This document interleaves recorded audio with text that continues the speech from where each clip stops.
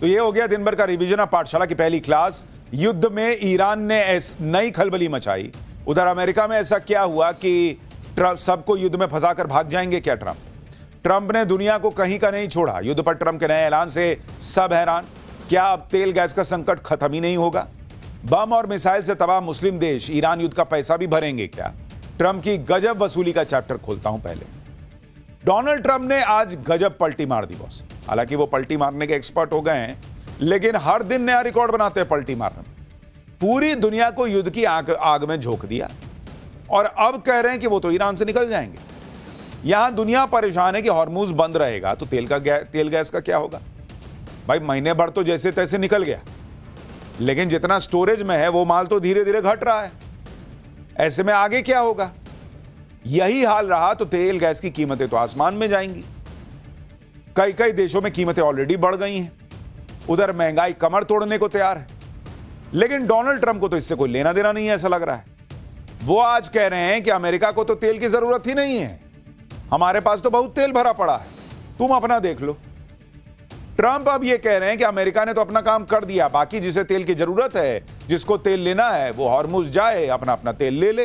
अरे बॉस, सब अपना अपना तेल ले ही रहे थे, आपने भर दुनिया का तेल निकाल दिया हॉर्मुज बंद करा के, और अब कह रहे हैं कि मेरे घर में तो तेल है, तुम अपना देख लो घर में कैसे लेके जाओ। क्या आदमी है बॉस ये, और क्या देश है ये गजब नहीं हो रहा कि युद्ध तुम करो, आगे आप आओ, और फिर जब पूरी दुनिया आग में घिर जाए तो कहो कि अपना अपना घर में आग बुझा लो, मैं क्या कर सकता हूं, मैं तो चला मेरा घर ठीक।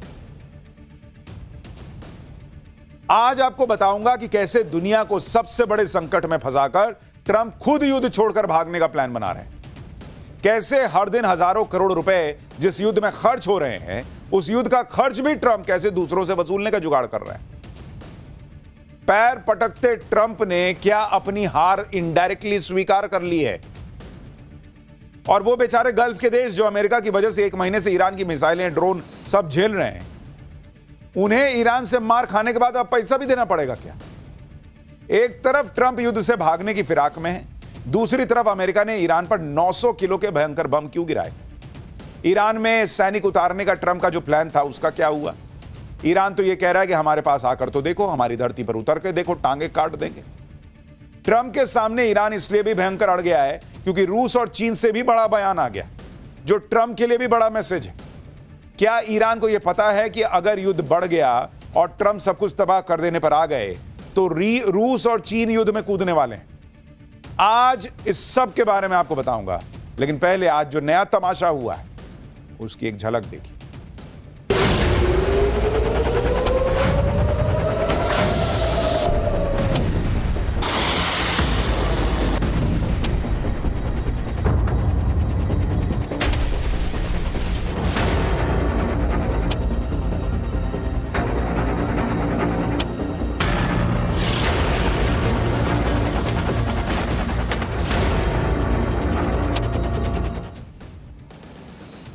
डोनाल्ड ट्रंप अब सारी क्रेडिबिलिटी खोते जा रहे हैं।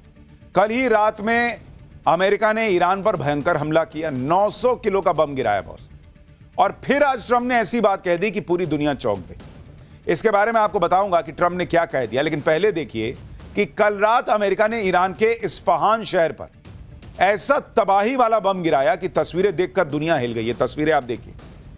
अमेरिका ने ईरान के इस्फहान में एक वेपन गोडाउन पर 2000 पाउंड का बंकर बस्टर बम गिरा दिया। यह धमाका इतना भयंकर था कि आसपास कई किलोमीटर तक की जमीन थर्रा उठी। बंकर बस्टर बम गिरने के बाद कई और धमाके होते चले गए। एक बार तस्वीरें दिखाइए।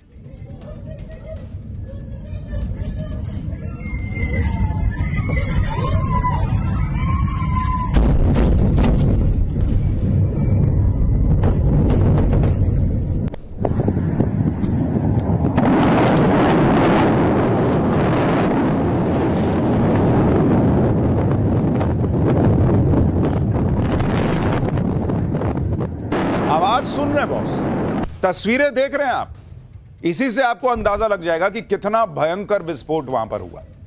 इस्फहान में हथियार गोदाम पर धमाके के बाद आसमान में बहुत बड़ा फायरबॉल नजर आया। आग कैसे गुबार को मशरूम क्लाउड भी कहते हैं, जो अक्सर परमाणु विस्फोट के वक्त देखा जाता है। इस्फहान में हुए इस हमले की तस्वीर खुद ट्रंप ने शेयर की।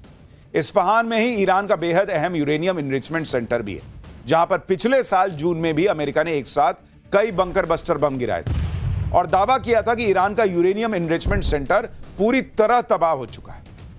कल रात को ही ट्रंप ने ईरान पर नए हमले करवाए और आज अचानक कह दिया कि ईरान में अमेरिका को जो करना था वो अमेरिका कर चुका। अमेरिका का काम खत्म हो गया, अब दुनिया के बाकी देश अपने अपने बारे में सोच लें।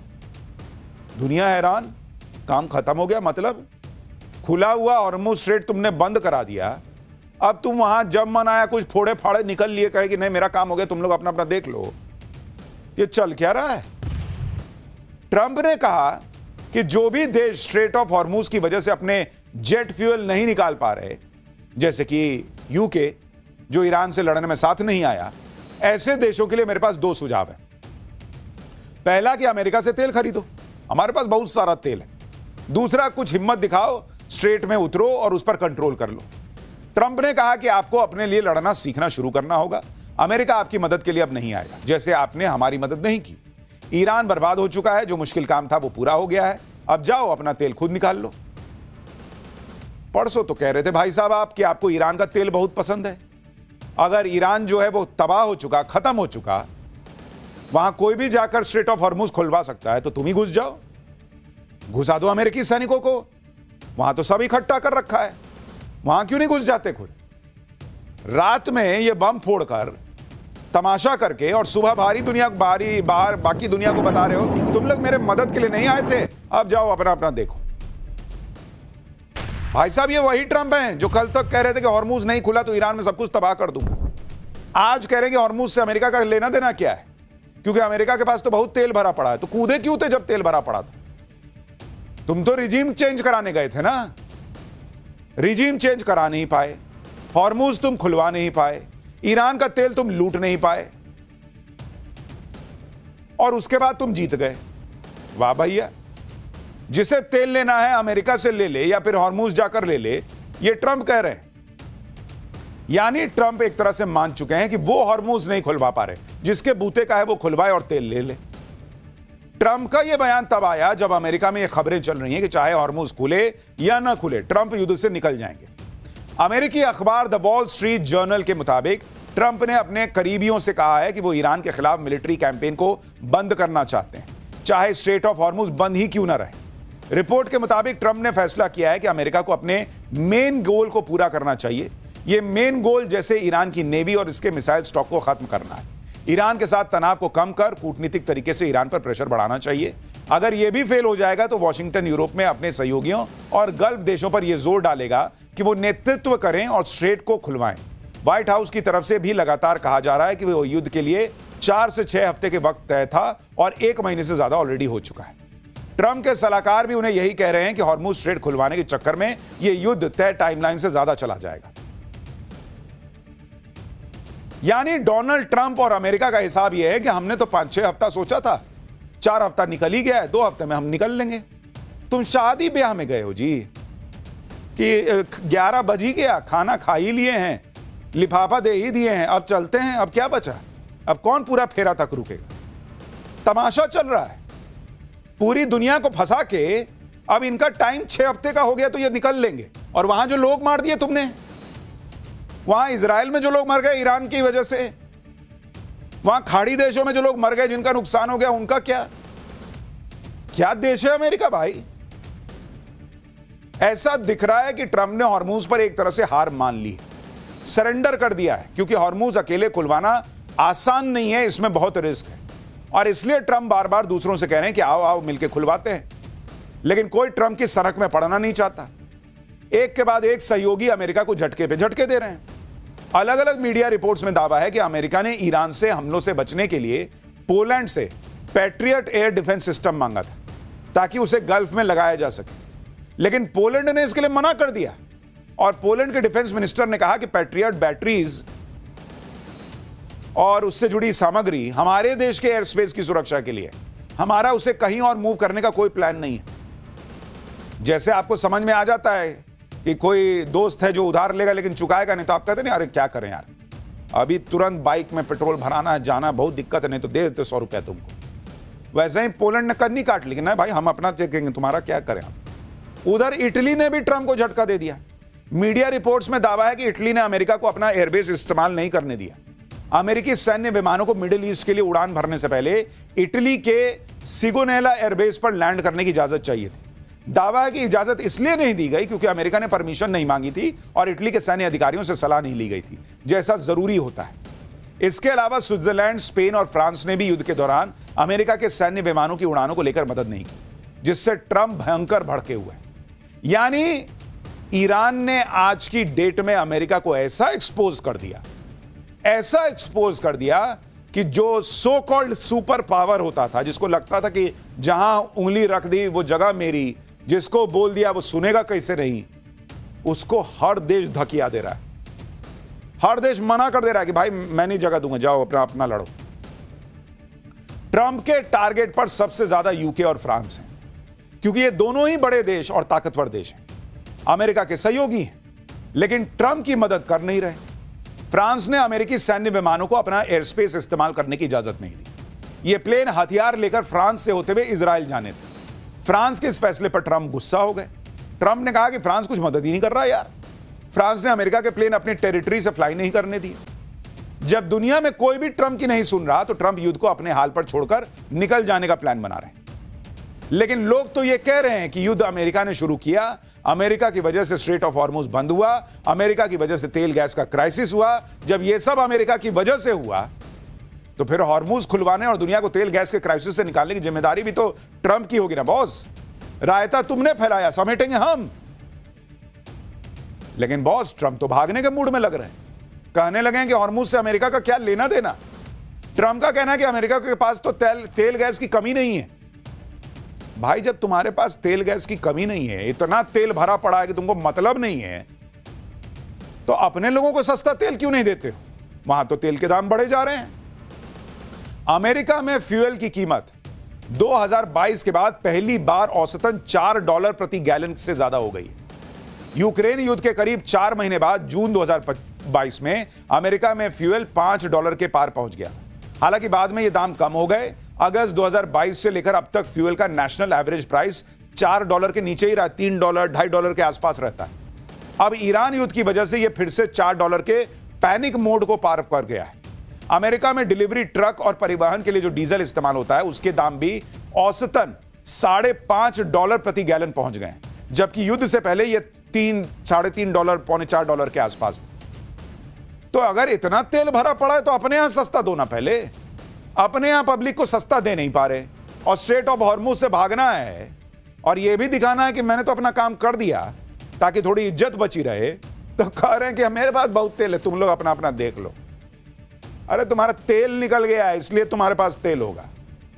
अमेरिका में फ्यूल के दाम बढ़ रहे हैं, वो भी तब जब अमेरिका दुनिया का सबसे ज्यादा ऑयल प्रोड्यूस करता है। कुल ऑयल प्रोडक्शन का 21% अमेरिका करता है। अमेरिका ऑयल का एक्सपोर्टर भी है। इसके बावजूद अमेरिका क्रूड ऑयल के दाम बढ़ने से प्रभावित हो रहा है। दरअसल अमेरिका में जो ऑयल प्रोड्यूस होता है वो हल्का क्रूड ऑयल होता है, जो गैसोलीन के लिए अच्छा होता है, लेकिन बाकी पेट्रोलियम प्रोडक्ट जैसे डीजल, केरोसिन या बाकी फ्यूल के लिए यह उपयुक्त नहीं माना जाता। इसलिए अमेरिका को भी दूसरे देशों से पेट्रोलियम प्रोडक्ट मंगवाना पड़ता है।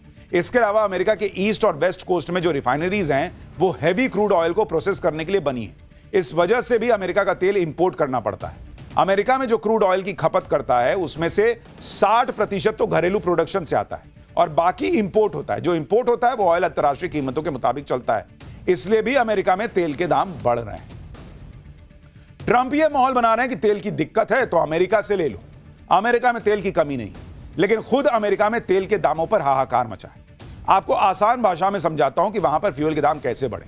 अमेरिका में फ्यूल प्राइस युद्ध से पहले अगर $3 प्रति गैलन के आसपास थी, जो बढ़कर $4 को पार कर गई है, तो अगर आप इसको भारतीय दाम के हिसाब से देखेंगे तो ईरान युद्ध से पहले यह ₹70 प्रति लीटर के आसपास था, जो कि आज की डेट में लगभग ₹100 के आसपास चला गया। यानी 25-30 रुपए का मामला बढ़ चुका है। अमेरिका में तेल कीमतों को लेकर बवाल मचा है, क्योंकि इससे महंगाई भी बढ़ रही है और दूसरी परेशानियां भी आ रही हैं। इसलिए अगर ट्रंप ये सोच रहे हैं कि हॉर्मुज को अपने हाल पर छोड़कर वो युद्ध से निकल जाएंगे, पब्लिक मान लेगी कि अरे मेरा नेता जीत गया, मेरा नेता जीत गया। कुछ नहीं मान रही पब्लिक बॉस। पब्लिक को सब दिख रहा है। माइनस में है इनकी अप्रूवल रेटिंग आज की डेट में। और ये भाई साहब वहां रिजीम चेंज करने गए थे, इनकी खुद की कुर्सी चली जाएगी ऐसा लग रहा है। ट्रंप की आफत कम नहीं होगी, इसलिए ट्रंप और उनके लोग इस कोशिश में लगे हैं कि एक तरफ बात करके दूसरी तरफ प्रेशर बनाकर ईरान से कोई डील हो जाए। आप देखिए कि कल रात को ईरान पर बड़ा हमला किया गया और इसलिए आज अमेरिका के रक्षा मंत्री पीट हेगसेथ ने भी कहा कि पूर्व राष्ट्रपति सिर्फ बातें करते थे, ट्रंप सिर्फ काम करते हैं। एक कमांड बंकर तबाह कर दिया गया है। बम वर्षक विमानों ने एक गोला बारूद डिपो पर हमला किया। हमारी स्ट्राइक से ईरान की सेना का मनोबल टूट रहा है। अमेरिका की मारक क्षमता बढ़ रही है और ईरान की घट रही है। राष्ट्रपति ट्रंप सिर्फ डींगे नहीं हाँकते और कभी पीछे नहीं हटेंगे। ट्रंप वही समझौता करेंगे जिसके लिए वो खुद तैयार होंगे। ये इनके बॉस डोनाल्ड ट्रंप ये पिछले 30 दिन में 25 बार कह चुके हैं कि ईरान तो हार चुका। अब कह रहे हैं कि हमने इतना बड़ा अटैक किया है कि ईरान का मनोबल टूटने लगा है। क्यों भाई, तुम तो जीत चुके थे, अब मनोबल तोड़ने पे आए हो। पहले जीत गए फिर मनोबल तोड़े। वाह भैया, ये तो वैसे ही है कि पहले खाना पका लिया फिर गैस जलाया। तो खाना पका कैसे? इस्फहान के साथ ही कल पश्चिमी तेहरान में एयर स्ट्राइक हुई। अमेरिका इजराइल के इस हमले के बाद ऊपर तक धुआं उठता हुआ नजर आया। लेकिन जैसे एक महीने में अमेरिका ईरान को झुका नहीं पाया, वैसे अब झुका पाएगा ऐसा लगता नहीं। उल्टे ट्रंप ने ईरान के लोगों को एकजुट कर दिया है। ईरान में युद्ध शुरू होने से पहले सड़क पर लोगों की जो नाराजगी दिख रही थी वो अब एकजुटता में बदलती दिख रही है। इस्फहान में अमेरिका इजराइल के हमलों में 27 ईरानी नागरिकों की मौत हो गई। ईरान अपने ऊपर हुए हर हमले का बदला ले रहा है। ईरान ने भी अमेरिका के 2 रिपर ड्रोन मार गिराने का दावा किया है। एक वीडियो में ईरान ने दावा किया है कि इस्फहान के आसमान में अमेरिका के 2 रिपर ड्रोन उड़ान भर रहे थे। उसी वक्त उन दोनों ड्रोन को मिसाइल से मार गिराया गया। ईरान का दावा है कि उसने अमेरिका के जिन 2 ड्रोन को मिट्टी में मिला दिया है वो MQ-9 रिपर ड्रोन थे और इस एक ड्रोन की कीमत $30 मिलियन यानी करीब 282 करोड़ रुपए। अगर ईरान का दावा सही है तो उसने अपनी 2 मिसाइलों से अमेरिका के करीब 564 करोड़ रुपए को एक झटके में फूंक डाला है। उधर ईरान की सेना अमेरिकी ठिकानों को फोड़ रही है। उधर इराक में ईरान के समर्थन वाले हथियारबंद गुट ने अमेरिकी ठिकानों पर एक दिन में 19 हमलों का दावा किया। इराक में ईरान के समर्थन वाले इस्लामिक रेजिस्टेंस का कहना है कि उसके लड़ाकों ने 24 घंटे के भीतर इराक में अलग अलग जगहों पर बने अमेरिकी ठिकानों पर 19 ऑपरेशन किए और ये सभी हमले सुसाइड ड्रोन से किए गए। यानी इराक से लेकर खाड़ी के किसी देश में ना अमेरिकी ठिकाने सुरक्षित हैं, ना ही अमेरिका के सहयोगी देश सुरक्षित हैं। और अमेरिका के रक्षा मंत्री से लेकर उनके राष्ट्रपति तक डींगे हाँक रहे हैं, अरे मैंने रात में इतना मारा, अभी बचेगा। कुवैत का एक ऑयल टैंकर दुबई पोर्ट के पास एंकर डालकर खड़ा हुआ था। अल सलमी नाम का यह ऑयल टैंकर शिप कच्चे तेल से लबालब भरा था। तभी ईरान ने इस शिप को भी फोड़ दिया। हमले के बाद शिप पर भयानक आग लग गई। यूएई के अधिकारियों ने इस आग को बड़ी मुश्किल से बुझाया। इस शिप पर कुल 24 क्रू मेंबर मौजूद थे जिन्हें सुरक्षित रेस्क्यू कर लिया गया। ईरान की सेना ने दावा किया है कि कल रात उसकी नेवी ने गल्फ देशों में अमेरिका के 4 ठिकानों को धुआं धुआं कर दिया। ये चारों ठिकाने फारस की खाड़ी, यूएई, बहरीन और कुवैत में मौजूद थे। आईआरजीसी ने इजराइल और अमेरिका पर अपनी बैलिस्टिक मिसाइलों की 88वीं वेव लॉन्च करने का दावा किया। आईआरजीसी ने फारस की खाड़ी में इजराइल के एक कंटेनर शिप को फोड़ने का दावा भी किया है। ईरान ने शिप का नाम एक्सप्रेस हाफोंग बताया। आईआरजीसी ने यूएई के तटों पर एक जगह को निशाना बनाने का दावा किया है। इसके मुताबिक उस जगह पर अमेरिकी मरीन के सैनिक जमा हो रहे थे और यह जगह यूएई में अमेरिकी सैन्य अड्डे से दूर एक जगह छिपी हुई थी। बहरीन के मनामा हवाई अड्डे के पास अमेरिका के 5वें बेड़े को एंटी ड्रोन सिस्टम तैनात था। वहां पर आईआरजीसी ने इसे भी ड्रोन से उड़ा देने का दावा किया। कुवैत में मिलिट्री बेस पर आईआरजीसी ने अमेरिका के 2 हाईटेक रडार को उड़ाने का भी दावा किया। ये दोनों रडार खतरे की अर्ली वार्निंग देने के लिए तैनात किए गए। इस लड़ाई में सबसे बुरे फंसे गल्फ के देश हैं, क्योंकि वो मार भी खा रहे हैं और उन्हीं से युद्ध का खर्चा वसूलने की भी तैयारी चल रही है। अगर रिपोर्ट्स को सही माने तो डोनाल्ड ट्रंप यूरोप और गल्फ के देशों पर सब कुछ छोड़कर युद्ध से निकलने की प्लानिंग कर रहे हैं। ट्रंप तो युद्ध का बिल भी खाड़ी देशों पर फाड़ने की प्लानिंग में। व्हाइट हाउस की प्रेस सेक्रेटरी से जब यह पूछा गया कि क्या 1990 की गल्फ वॉर की तरह ही इस बार भी अरब देश वॉर को फंड करेंगे, इस पर व्हाइट हाउस की तरफ से कहा गया कि यह तो बहुत अच्छा आइडिया है, यह आइडिया ट्रंप के दिमाग में है।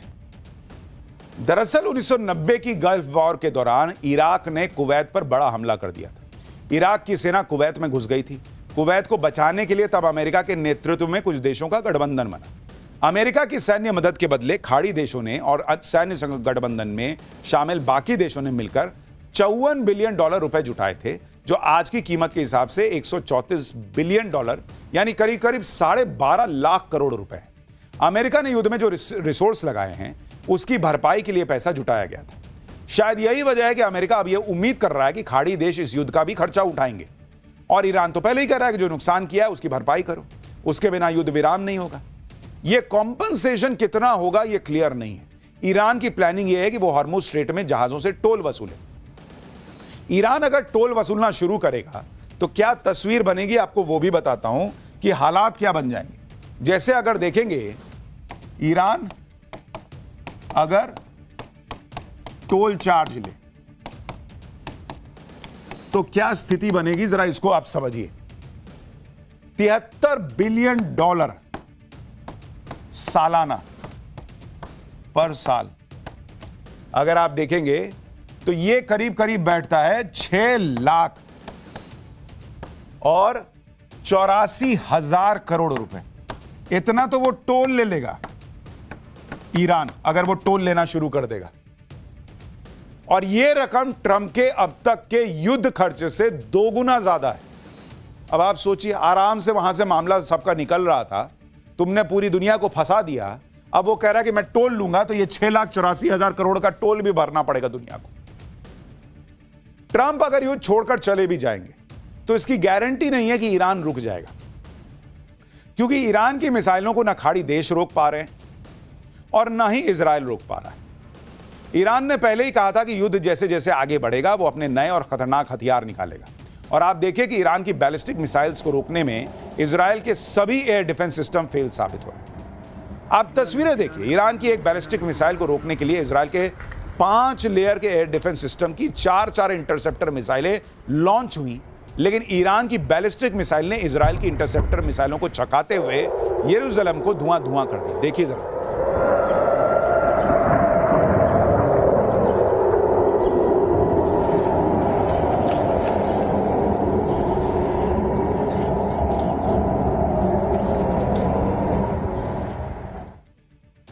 इजराइल के लोगों में पहली बार ईरान की बैलिस्टिक मिसाइल्स का खौफ बैठ गया है। ईरान की क्लस्टर बैलिस्टिक मिसाइलें इजराइल में कैसा कहर बरपा रही हैं, उसको तस्वीरों में साफ देखा जा सकता है। तेल अवीव पर ईरान की एक बैलिस्टिक क्लस्टर मिसाइल गिरने से वहां कई कारों में भयंकर आग लग गई। सुरक्षा कर्मी भी कारों को जलते हुए देखने के अलावा कुछ नहीं कर सके। ये आपको इजराइल की तस्वीरें दिखा रहा हूं जहां ईरान ने फोड़ा है। ईरान की बैलिस्टिक क्लस्टर मिसाइल हमले का एक और वीडियो सामने आया। यह वीडियो इजराइल के अवीविम इलाके का बताया जा रहा है, जहां घर के बाहर मिसाइल गिरने के बाद जोरदार धमाका होता है और सड़क में गड्ढा बन जाता है।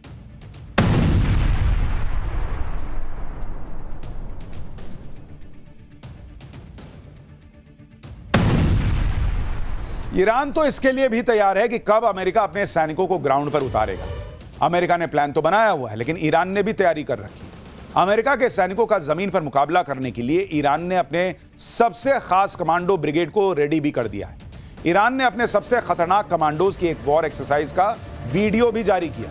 इस वीडियो के जरिए ईरान ने अमेरिका को मैसेज दिया है, come close, we are waiting for you, यानी पास आओ, हम बैठे हैं, तुम्हारा ही तो इंतजार कर रहे हैं। वीडियो में ईरान की 65वीं एयरबोर्न स्पेशल फोर्स ब्रिगेड के जवान दिखाई दे रहे हैं, जो ग्रीन यूनिफॉर्म पहने हुए हैं।